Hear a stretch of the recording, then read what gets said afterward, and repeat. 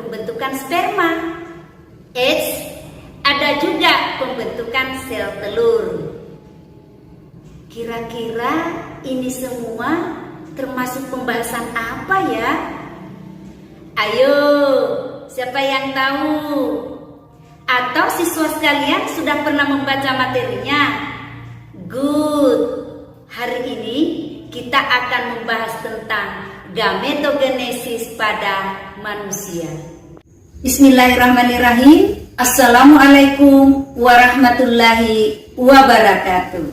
Halo siswa sekalian, bagaimana kabarnya hari ini? Semoga kalian semua dalam keadaan sehat walafiat. Baiklah, hari ini kita akan membahas materi gametogenesis pada manusia. Jadi, kompetensi dasarnya 3.4 menganalisis gametogenesis pada manusia. Indikator dan tujuan pembelajaran. Setelah proses belajar mengajar berlangsung, siswa diharapkan. Baiklah, siswa sekalian, sekarang kita perhatikan gametogenesis pada manusia. Berasal dari kata gamet dan genesis. Gamet itu nama lainnya sel kelamin, sedangkan genesis adalah pembentukan. Berarti gametogenesis proses pembentukan sel kelamin. Dan siswa sekalian sudah mengetahui bahwa sel kelamin pada manusia itu ada dua.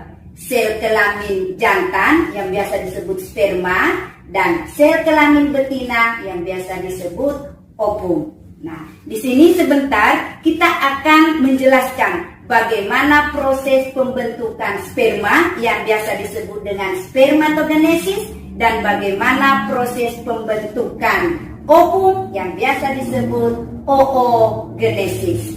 Baiklah siswa sekalian, ya sekarang kita masuk yang bagian pertama, spermatogenesis.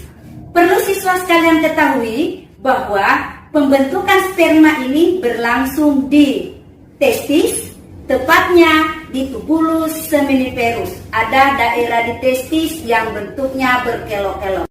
Pembentukan sel sperma pada laki-laki dimulai sejak puberitas, sekitar umur 11 atau 12 tahun.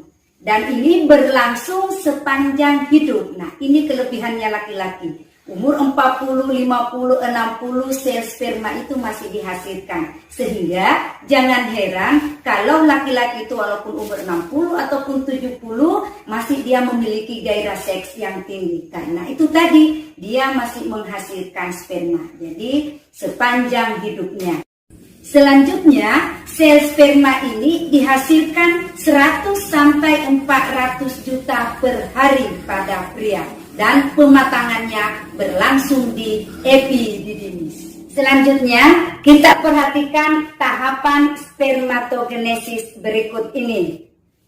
Spermatogenesis diawali oleh sel induk sperma yang disebut juga dengan spermatogonium yang jumlah kromosomnya 2N membelah secara mitosis membentuk spermatosit primer. Yang jumlah kromosomnya juga tetap 2N. Selanjutnya, spermatosit primer ini membentuk dua sel yang disebut dengan spermatosit sekunder. Nah, spermatosit sekunder ini jumlah kromosomnya N. Ini menandakan bahwa dari spermatosit primer ke spermatosit sekunder terjadi pembelahan meiosis 1. Selanjutnya, spermatosit sekunder ini masing-masing membelah menjadi dua. Nah, maka akan terbentuk 4 spermatid. Proses pembelahan dari spermatosit sekunder ke spermatid adalah pembelahan meiosis 2. Dan spermatid ini jumlah kromosomnya tetap N. Dan terakhir, spermatid akan mengalami diferensiasi atau pematangan membentuk sperma. Karena spermatid ada 4, maka sperma yang terbentuk juga ada 4. Jadi terbentuk 4 sel sperma yang fungsional yang jumlah kromosomnya N. Sekarang kita akan membahas oogenesis. Nah, proses pembentukan sel telur ini berlangsung di ovarium dan terjadi pada saat bayi perempuan berumur 5 bulan dalam kandungan ibunya. Dan setelah lahir, proses oogenesis ini terhenti. Akan dilanjutkan setelah perempuan mengalami puberitas dan akan terhenti kembali setelah perempuan berumur 45 sampai 55 tahun atau lebih dikenal dengan menopause. Selanjutnya, kita perhatikan tahapan oogenesis berikut. Proses oogenesis diawali oleh sel induk ovum atau oogonium yang jumlah kromosomnya 2N membelah secara mitosis membentuk oosit primer yang jumlah kromosomnya juga 2N. Ini berlangsung dalam kandungan.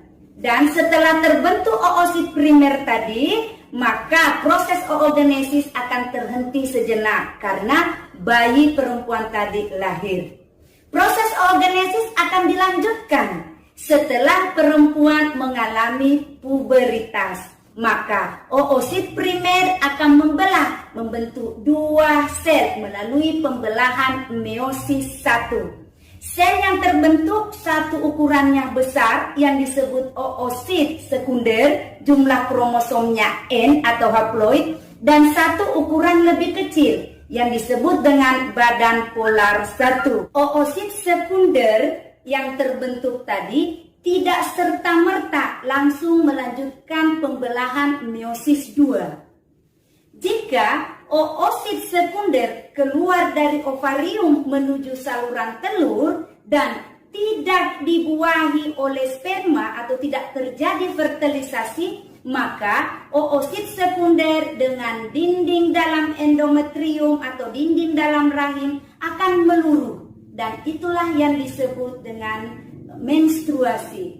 Namun oosit sekunder jika keluar dari ovarium menuju saluran telur dan terjadi fertilisasi atau pembuahan oleh sperma, maka meiosis 2 dilanjutkan.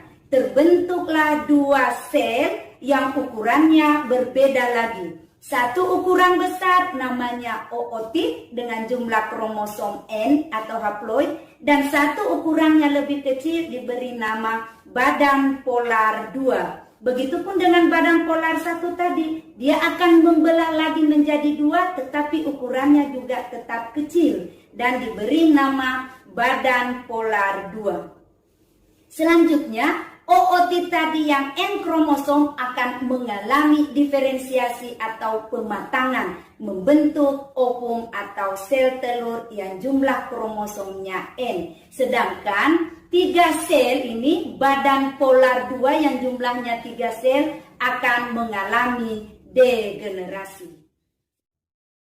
Siswa sekalian, dari penjelasan tadi dapat kita simpulkan bahwa spermatogenesis berlangsung di testis. Hasil akhir berupa 4 sel sperma yang fungsional. Sedangkan oogenesis berlangsung di ovarium. Hasil akhir berupa 1 ovum atau 1 sel telur yang fungsional. Nah, bagaimana? Sudah paham kan dengan materi kita, yaitu gametogenesis pada manusia? Selanjutnya silakan baca materi untuk pertemuan berikutnya, gametogenesis pada tumbuhan. Tetap semangat, jaga kesehatan. Assalamualaikum warahmatullahi wabarakatuh.